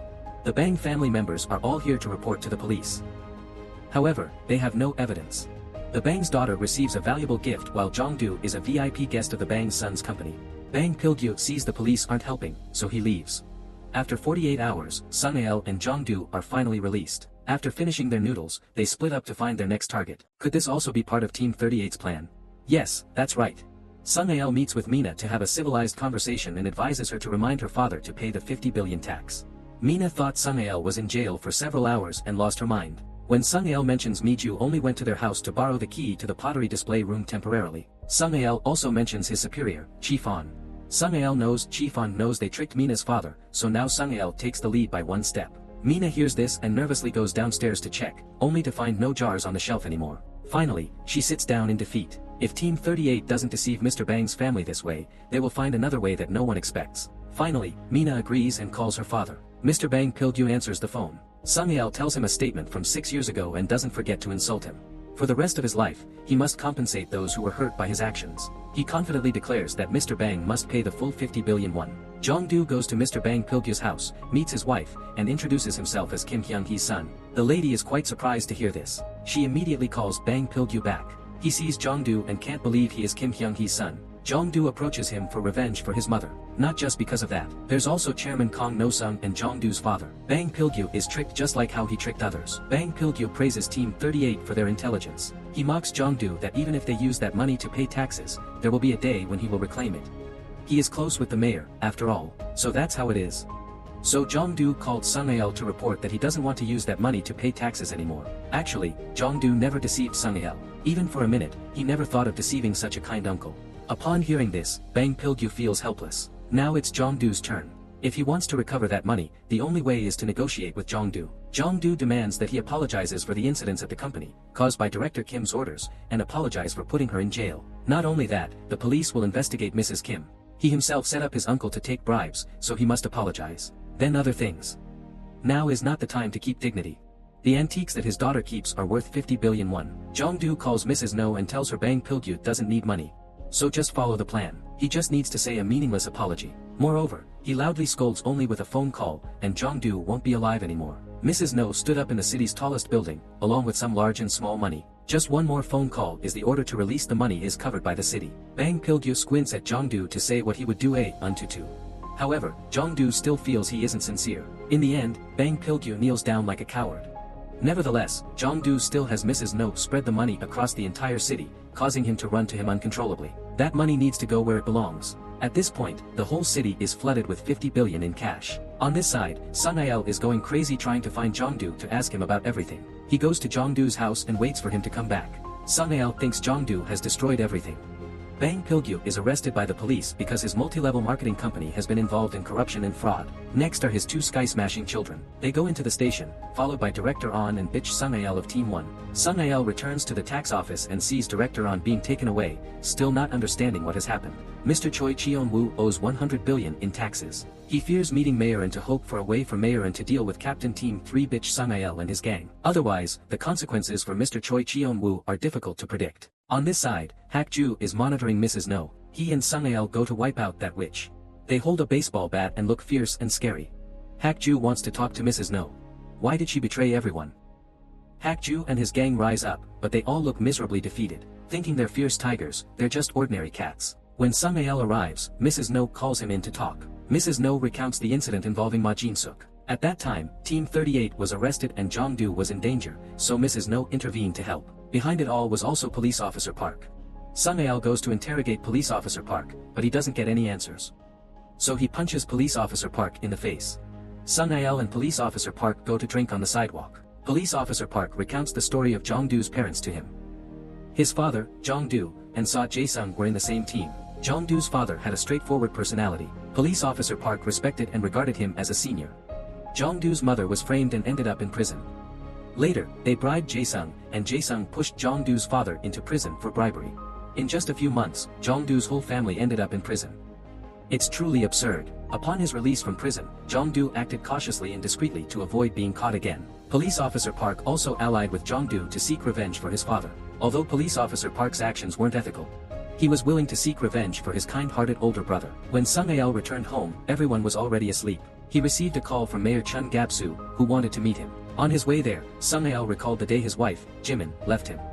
The scene of their family parting ways made him very sad. Upon seeing the mayor and the chief, he wanted to submit a resignation letter. Mrs. Sun-il stopped him because, after all, he was already at rock bottom. He still had to continue living to support his elderly mother and young child. At the drinking establishment, the two raised their glasses. It took a bit of alcohol to loosen up. Gap-soo asked Sun-il if he wanted to do things Jimin couldn't do before, including matters involving Bang Pil-gu and Choi Cheon-woo. Gap-soo said he disliked men like Sun-il. Gap-soo and Sun-il work not to fight against tax evaders, but against money. Unless money disappears from this world, the battle won't end. Gap-soo has been mayor for 6 years. It took 4 years to clean up after the previous mayor. The city he manages has only been stable for just over a year. Gap-soo doesn't have time for things without a good outcome. Gap-soo's ideals and Sun-il's are different. Gap-soo fears that Sun-il will end up like Jimin. Sun-il needs to survive and keep going, but Sun-il believes he won't compromise to survive. It's shameful. After saying this, he stood up and left, leaving Gap-soo to ponder over Sun-il's words. The next morning, Mi-ju met Sung-hee to tell her the news. Before Jung-du was arrested, he decided to confess to her that he was a fraudster. Jung-du didn't approach Sung-hee to involve her in his scams. He genuinely liked Sung-hee. She also admitted that she liked Jung-du. Sung-hee herself wasn't sure anymore. She didn't know if she really liked Jung-du. In prison, Jung-du went to see his father. Due to suffering in prison, his father was no longer as alert and nimble as before. Jung-du informed his father. With only Choi Cheon-woo left, he had already avenged him. He also reminded his father to speak up more, to return to his former self. Jung-du left to meet Detective Park. Detective Park helped him gather information about Choi. Details about his family and where he kept and laundered his money. Detective Park warned Jung-du to be careful because Choi wasn't someone easy to approach.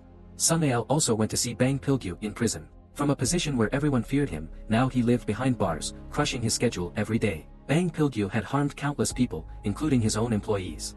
They had put all their savings into the company. Bang Pil-gu had caused so much harm and damage. If he were a human being, he should kneel down and apologize to all of them. Bang Pil-gu believed Sun-il had put him in prison, so he had no right to come here and lecture him. Not to mention, Bang Pil-gu lost 50 billion. Once he's out, he'll make double and won't forget to assassinate Sun-il and Jung-du. He's such trash. Sun-il said a lot will happen after 6 years. No one can predict anything. He should read the daily newspaper so that when he's out of prison, he can still make money as he wants. Sun-il returned to the tax office and heard that the directors were fired. As soon as he sat down, Director An called him in to talk. It took him 10 years to get into this position and only 1 day to leave it. He didn't know what to say to his wife and children. If you feel embarrassed, you should have behaved properly from the start. Why blame Sung-ail now that you've lost your job? An Tae-wook thinks he was fired because Sung-ail colluded with that fraud group, but that's not it. It was Choi Cheon-woo who ordered Tae-wook to be fired just to cut off his tail. Choi thought someone here would become a threat at some point. You understand the problem now.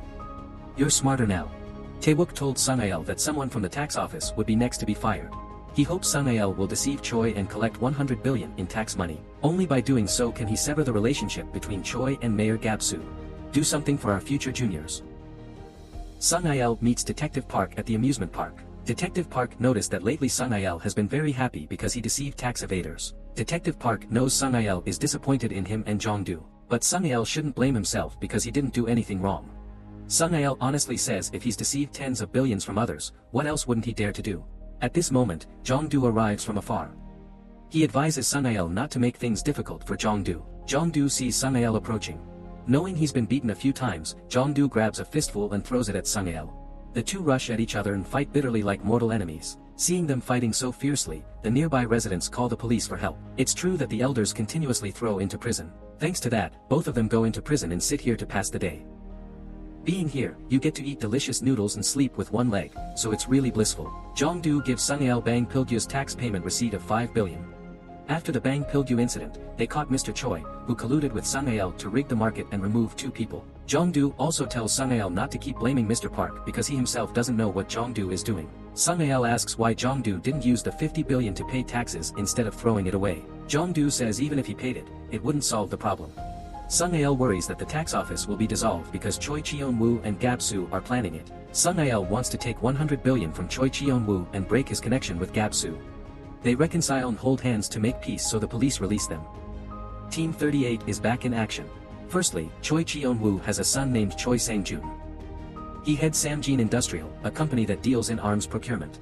Samjin Industrial is the main financial source for Choi Cheon-woo. In the US, there's a weapons company that always buys Samjin's products. Now, Jung-du wants to intervene as a third party in their business dealings. To execute this plan, they need to buy some nice clothes first. They go to a clothing store.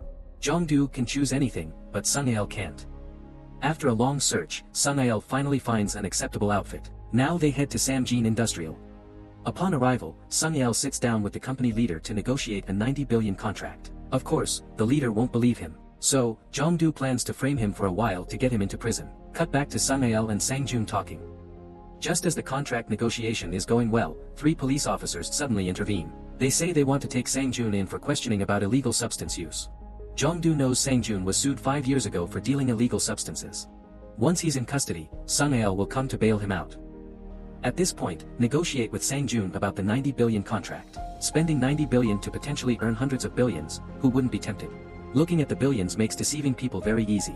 Next, Jung-du goes to find Mr. Kim, claiming to be from Samjin Industrial. Since Sang-jun has been arrested, Mr. Kim is unreachable, so Jung-du will go in his place to sign the contract. In this scheme, the 2 main parties won't meet, only Jung-du and Sung-ail will act on their behalf. It's just a scam for 100 billion. When both stamp the agreement, it's time to send the account number to receive the money. Mr. Choi on this side won't suspect anything. Sung-ail goes to the tax office. Gab-soo wants to meet him. Gab-soo asks Sung-ail if he's happy, then informs him that Choi Cheon-woo has no son. Gab-soo blames Sung-ail for not listening to his advice. Jung-du and Sung-ail have a deep-seated enmity with Mr. Choi. Gab-soo continues. Now you know how deeply venomous the person you want to fight against is. Both police officer Park and Jung-du have been arrested. Officer Park faces data theft charges, while Jung-du is accused of fraud. Sung-ail will now testify in court accusing Jung-du and Officer Park. Gab-soo wants Sung-ail to return as a useless team captain like in the past. A team captain who hits wherever he says. Hearing that, Sung-ail immediately runs to the police station. Jung-du angrily accuses chubby uncle of betraying him. But before he can land a punch, the police drag him away. Sung-ail asks Gab-soo why he's trying to save someone he wants to catch. Simply put, Gab-soo wants Sung-ail to owe him and will use that to influence him. Sung-ail will do as Gab-soo says. He will testify and live as Gab-soo wishes. As long as Gab-soo saves the tax office. Gab-soo himself created the tax office. It's Jung-du's court trial day. Sung-ail stands as a witness to send Jung-du to prison. He's also deeply saddened and the court sentences Jung-du to 10 years in prison. Jung-du's eyes plead desperately with Sung-ail, causing heartache. 2 years later, Sung-hee visits Jung-du. During their conversation, she reveals that her father is Mayor Chun Gab-soo. He divorced Sung-hee's mother when she was in elementary school. but he's still her father. Sung-hee has observed Mayor Gap-soo for many years and found him not to be a good person. She hopes Jung-du can return to being the person he was before prison. At the tax office, an elderly man comes to see Sung-ael, begging for help to reduce his tax bill. For Sung-ael, that's impossible.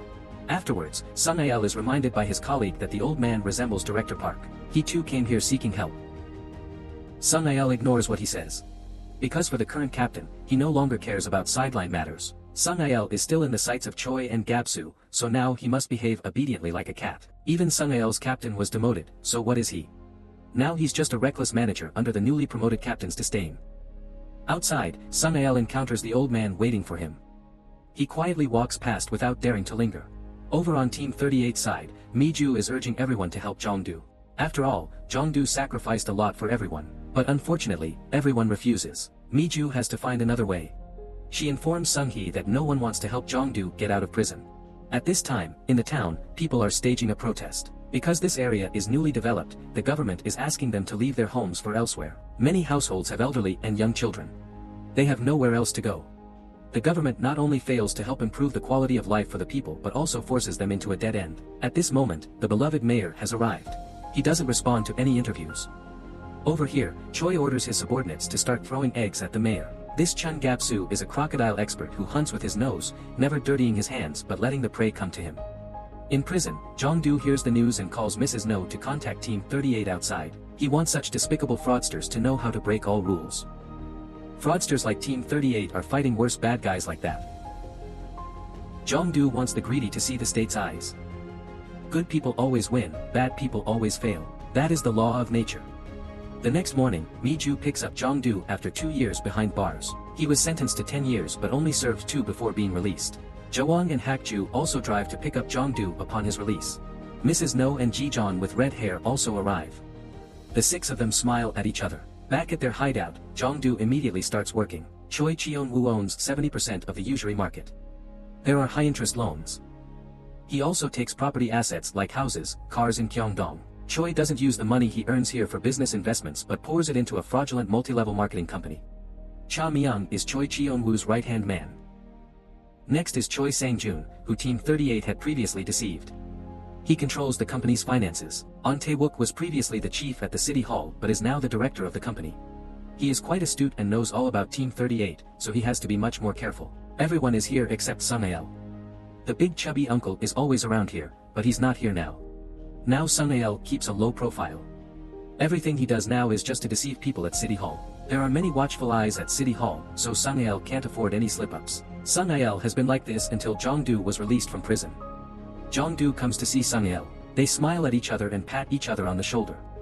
They understand each other with just a glance. Despite their age difference, they resonate with each other spiritually. Sung-ael's plan will be carried out to the end because it's not just for one side. Over here, after getting out of prison, Officer Sa goes to see Chairman Choi. He wants to sell information to blackmail Mr. Chun Gap-soo for 5 billion won. This amount is too little compared to the 100 billion assets, but Mr. Choi declined the offer to sell out. He doesn't want to be tempted anymore, so Officer Sa leaves. Over here, Mrs. No Bangshil brings Chairman Kim to visit Team 38's hideout. He is very impressed with the members of Team 38. Moreover, he scolds Jung-du for the rudeness of not picking him up from prison this morning. This is also his first meeting with Sung-ael, and he is quite impressed with him. That evening, Director Gap-soo meets Chairman Choi to discuss the upcoming election. They plan together to ensure the highest vote count to make Gap-soo the city's controlling market.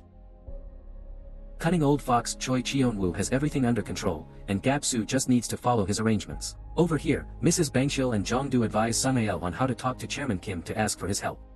It seems he is very temperamental and dislikes many things. Afterwards, Sung-ael meets Chairman Kim to present a plan to recover 100 billion won in tax evasion from Mr. Choi Cheon-woo back to the government budget. With sincerity and honesty for the country and the people, Sung-ael impresses Chairman Kim and receives his agreement in support. Firstly, Chairman Kim will organize a charity fundraising event using his own assets and announce it to all reporters beforehand. This will attract attention and leave an impression on the mayor. This is also a way for him to actively seek out and collaborate with Chairman Kim. Immediately after, Chun Gap-soo has a private meeting with Chairman Kim. According to the prearranged plan, Chairman Kim will get straight to the point and wholeheartedly support Chun Gap-soo in the upcoming election. Therefore, Chairman Kim asks Gap-soo if he has the funds to campaign this time. If not, he will invest in him without expecting any returns. Chairman Kim speaks firmly and decisively, making it difficult for Gap-soo to refuse. But Chairman Kim worries that cunning old fox Choi Cheon-woo might act to expose their plans. He doesn't need to worry about that because at the same time, Jung-du has actively sought him out. He boldly challenges to recover the 100 billion won tax evasion. At this point, the old man appears very astute and looks down on Jung-du's arrogance. But Jung-du continues to pressure Choi with words, making him slightly uncomfortable. This is their eastward offensive against the west. Because during that time, Team 38 helped cancel a construction project in Mayaseok district to save John Mee's restaurant. This is a noble gesture of Team 38 for struggling families not protected by the city. John Mee and his grandson are very happy about this, and the group feels more meaningful. This incident makes Chairman Choi very angry and he blames his subordinates. Mr. Choi also instructed Director On to quickly deal with that nuisance Jung-du to avoid any impact on the grand scheme. Back at Team 38's base, the group is planning their next fraud operation. This is also Sung Ail's plan. Everyone is surprised by the seemingly well-crafted plan, and Sung Ail appears to have become a professional scammer. But to execute this plan, Jung-du recruits another accomplice. To everyone's surprise, the person who appears is none other than Jin-suk. He has just been released from prison and now just wants to make a living.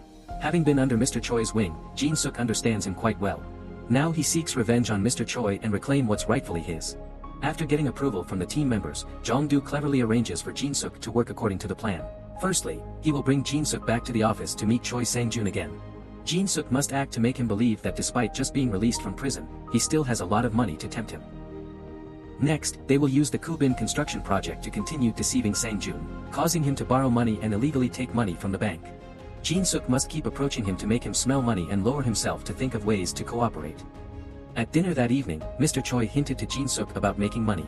And Jin-suk didn't hesitate to share his way of making money. With words as sweet as honey, Mr. Choi took the bait.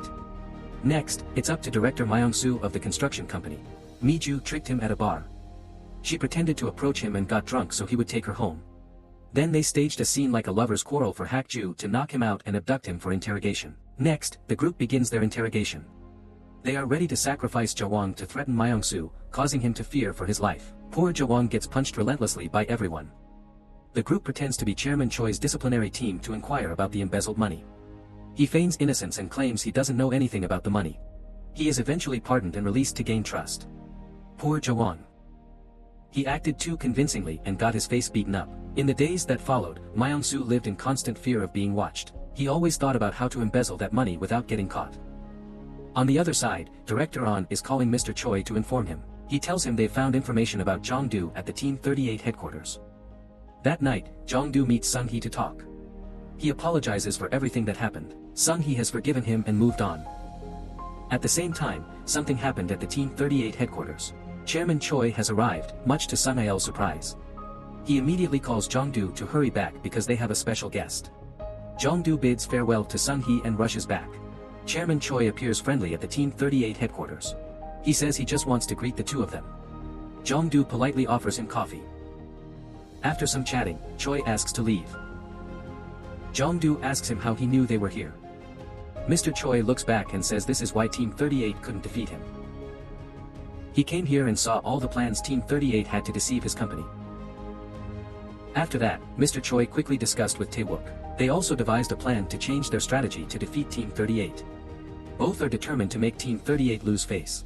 Meanwhile, Sung Ail and Jung-du are summoned to Kim Sung-ho's office. Here they learn that there is a traitor selling out Jung-du. And that traitor is on Tae-wook. As for the incident where Officer Park was fed false information, Kim Sung-ho suspects it was Choi Cheon-woo who intervened. Today has come, so Jung-du decides to move forward. Whatever happens now doesn't matter anymore. Team 38 gathers for a meeting again. Jung-du announces that there has been a betrayal among them. 2 years ago, they failed because someone leaked information to Mr. Choi. Now we act once more because we are the trust of the people in Gyeongdong. And thanks to Sung-hee's help, if we fail this time, we will be like a sinking ship. It will hurt many people. So, if everyone wants the people to live peacefully, we must stick to the plan. There won't be any plan B or contingency plan. Let's proceed as planned. Sung Ail declares the plan is starting. Who would have thought the traitor among us was none other than Hak-ju? He handed over the team's plans from 2 years ago to An Tae-wook. That pretentious young man is too much, ready to deceive and betray even his own brothers with sweet words. The enemy outside isn't finished yet, we have to worry about the enemy within. This time, the entire team plans with the involvement of Ma Jin-suk. His task is to meet Jo Sang-jin at the bank. On the way, Jin-suk called Jae-sung about the 5 billion matter. He sees Jae-sung isn't doing anything and yet demands a large share. Jae-sung almost choked on his food when Jin-suk said he would give him less.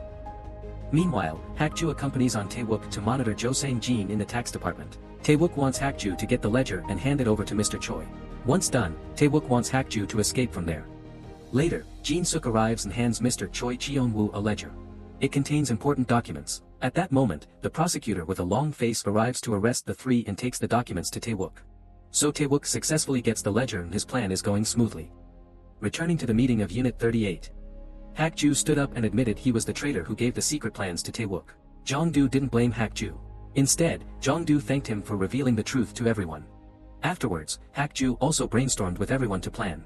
Now they can't deceive for money or alter the accounting books, they need a different strategy. Both sides are evenly matched. Only then will both sides be equal. Both have their own plans. At this point, Hak-ju holds confidential documents and gives them to Jawang for data entry when Tae-wook is waiting for Hak-ju here. He had people hit Jawang and Hak-ju in a row. He looked pitiful. Meanwhile, Gab-soo came to meet Choi Cheon-woo to cut his ties with him. 2 years ago, Tae-wook was so angry when Choi cut the minister's tail. From the beginning, Gab-soo set up Tae-wook to oppose Choi Cheon-woo. If this becomes apparent, prosecutors will delve into the issues, and everything at the factory will be lost. If so, Mr. Choi will lose valuable income. Gab-soo wants Mr. Choi to disappear from his life and this city. Gab-soo doesn't want to see Mr. Choi any longer. Mrs. No came to the hospital to see how Jawang and Hak-ju were injured. Seeing the two lying still, Mrs. No thought these two crazy men had gone to meet the king of hell. Mi-ju packed up the food on the ground and said they would sleep after eating. Jawang and Hak-ju aren't in any life-threatening danger. At Kim Sung-o's office, his assistant asked Jung-du how to defeat Choi. Sung-il said if he persisted in fighting, he would definitely win. Even though Choi Cheon-woo is not a person of leisure, justice always comes to protect the good people. The words from ancient times are always right, good for good, evil for evil. Chun Gab-soo directed Tae-wook to meet Chairman Kim Sung-o and urged him to betray Unit 38. He should not stand by the side of the fraudsters just for friendship. Sung-hee also called Sung-il to inform him that Gab-soo knew Chairman Kim was behind them. Mrs. No also received a call from Chairman Kim. He said he wanted to cut all ties with Jung-du. Upon receiving the news, Jung-du immediately decided to follow his plan. Sung-il reminded everyone that if they couldn't succeed, they should find a way to escape rather than end up in jail. Meanwhile, after receiving money from Chairman Choi Jae-sung, he revealed a crucial secret about Chun Gab-soo. Back then, Bang Pil-gu had falsely accused an innocent citizen and fabricated an unwanted story. Gab-soo was the one who covered up for Bang Pil-gu. Such valuable information, 5 billion to Jae-sung. He said he wanted to be a great mayor. What a great monkey when he himself covered for a criminal. After receiving the money from Choi Jae-sung, Jin-suk immediately went to find him, but he didn't come here to share the money with him. Even in this situation, Jae-sung maintains his arrogant tone. He arrogantly believes he can send anyone to jail. It's just whether he wants to or not. After achieving his goal, Jae-sung immediately turns and leaves. Finally, Jin-suk sees the true face of that detestable old fox. Jae-sung wants to keep the 10 billion for himself. Stay there dreaming about catching that small fry, baby. Meanwhile, Tae-wook is not idle either. After negotiating for a while, he finally gets Chairman Kim's money. Seeing the money filling the trunk, Tae-wook leaves satisfied. Our ancestors weren't wrong. Money isn't everything, but life is tough without it. At Prosecutor Sung-il's office, he constantly paves the way for the prosecutor to run. He wants this prosecutor to dedicate himself to the people and the country. After securing the money, Tae-wook immediately returns to report to Gab-soo. He also doesn't forget to boast about deceiving Chairman Kim to their side. Gab-soo just needs to endure a little longer, and everything will fall into place. Although Choi knew about the bad things the two did 8 years ago, he has no evidence against both.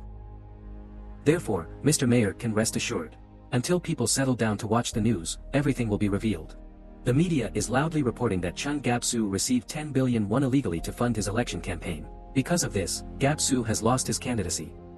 Meanwhile, Choi and his loan company have also used 5 billion won for personal purposes. According to investigators, this money was given to a former police officer. The news has just been announced, and Seo's police have been captured. Who would have thought that Unit 38 teamed up with Chairman Kim to create this perfect drama? They took 10 billion won from Sae Sung and transferred it to Tae-wook. Before the truth was revealed, Tae-wook still thought the 10 billion he just received was from Mr. Kim. After receiving intelligence, reporters are now outside to capture the entire process of Tae-wook's illegal money transfer. Meanwhile, Sung-il is still talking to the prosecutor. According to him, which side will the law stand with? Innocent civilians or the wealthy and powerful? Moreover, what are public servants like them working for? Hearing Sung-il say that, the prosecutor releases him. Sung-il and Jung-du meet at the police station. Jung-du wishes Sung-il well in his tax office work. After today, the two will go their separate ways.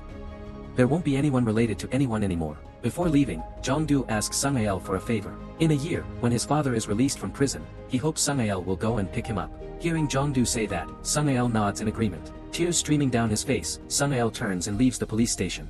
Finally, Jung-du also gathers his courage to face the prosecutor. When the prosecutor mentions Choi Cheon-woo's money, Jung-du asserts that he took that money from Sa Jae-sung and transferred it to Chun Gap-soo. With everything exposed, Chun Gap-soo also tells Sung-ael the truth about Jimin's departure. In fact, Sung-ael knew from the beginning that Bang Pil-gu was behind Jimin's harm. He also knew that Gap-soo had been covering for the perpetrator all along. However, Sung-ael didn't come here to settle scores with Gap-soo with fists. Because he still has too many important things to do. He wants to maintain the image of a respectable mayor in his own eyes regarding Gap-soo. After pouring out his heart, Sung-ael turns and leaves. Hearing Sung-ael express his feelings, Gap-soo suddenly thinks about what Sung-hee must think of him. Tears start to fall from Gap-soo's eyes now. In Sung-hee's eyes, he is a terrible father. In the eyes of the public, he is someone who only cares about money. Realizing this, Gap-soo asks Sung-hee to retrieve the 100 billion won tax money from Chairman Choi Cheon-woo. Facing the media, Gap-soo confesses all his crimes and those of his allies. He feels he no longer has the right to participate in elections or sit in the mayor's seat. He will cooperate with the prosecutor to conduct the investigation diligently. Finally, Chairman Choi Cheon-woo has returned the 100 billion won tax money. From now on, the influence of powerful figures will significantly diminish. Although old weeds may wither, new ones will sprout. Even if this particular worm leaves, it will spawn a new one. However, we must not stop standing up for justice because of this. In the depths of everyone's heart, there always exists a sense of righteousness. If we don't know how to become good people ourselves, let's look at those around us who do good and learn from them. That concludes today's episode. See you all in the next films. If you love us, please give us a like and subscribe to give us motivation to make better films. And now, goodbye and see you again.